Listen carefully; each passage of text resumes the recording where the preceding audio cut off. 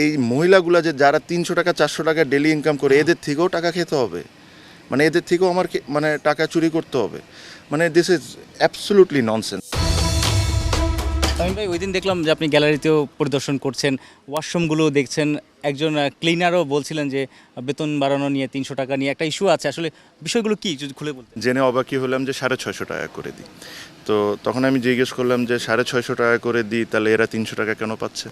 আমি বললাম যে যে ক্লিনিং সার্ভিসটা টেন্ডারের মাধ্যমে অ্যাওয়ার্ডেড হয়েছে তাকে ডাকে। তো তাকে ডাকলাম, তাকে ডেকে আমি জিজ্ঞেস করলাম যে এটা রিজন কী।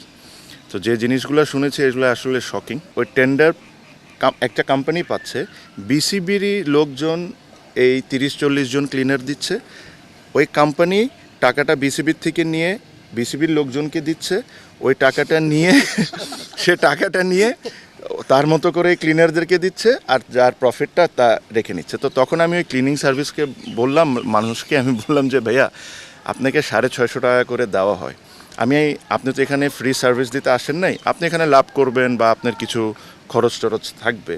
তো আমি ধরলাম যে 650 টাকার থেকে পার পার্সন 150 টাকা আপনি লাভ করতে পারেন, খরচ টরচ থাকতে পারে। বাট এই মহিলাগুলো তো 500 টাকা পেতে পারে। তো বলে যে ভাইয়া আমি 500 টাকা করেই দিই। তো বলে যে আমি জিজ্ঞেস করছি কাকে দেন? তো বলে যে বিসিবির ওই উমুকরে দিই। উমুকরে দেওয়ার পর উনি আবার ওই ভদ্রলোকটা খালাম্মাদেরকে 300 টাকা করে দেন। যে মাঝখানে যে ব্যক্তি কোনো কাজ না করে খালি লোকজনকে দিয়ে 200 টাকা করে সে নিয়ে যাচ্ছে। তো তাকে আমি ডেকে কালকে বললাম, প্রত্যেকটা ক্লিনার যে খালাম্মা থাকতে পারে, এখন অনেকেই পুরুষ মানুষও হতে পারে, এদের নিজস্ব ব্যাংক অ্যাকাউন্ট হইতে হবে, এরা প্রত্যেকটা টাকা ট্রান্সফার হয়েছে এটার প্রমাণ সহ আপনি ফাইন্যান্সে সাবমিট করবেন, তারপরে আমি আপনাকে বিলটা ছাড়ব। দুর্নীতি ও অনিয়ম বন্ধ করতে আদা জল খেয়েই নেমেছেন তামিম ইকবাল।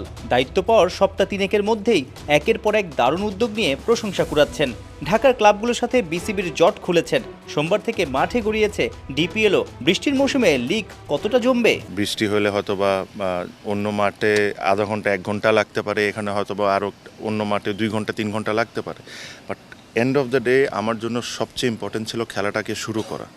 এখন আমি যদি প্রত্যেকটা জিনিস নিয়ে পারফেক্টলি যদি স্টার্ট করতে চাইতাম, তাহলে আমি 2টা মাঠ ছাড়া খেলা দেওয়া সম্ভব হতো না। আর 2টা মাঠে যদি খেলা দিতাম ভাই, এটা 2 মাস 3 মাস লেগে যেত, আরও রেনি সিজন আসতো, আরও কিছু আসতো। ঠিক এইগুলা জিনিস মাথায় রেখে কিন্তু প্রথমবারের মতো লিগ স্টেজেও প্রতিটা ম্যাচে আমরা রিজার্ভ ডে রেখেছি, সো দ্যাট আমরা যতটুকু মিনিমাইজ করতে পারি।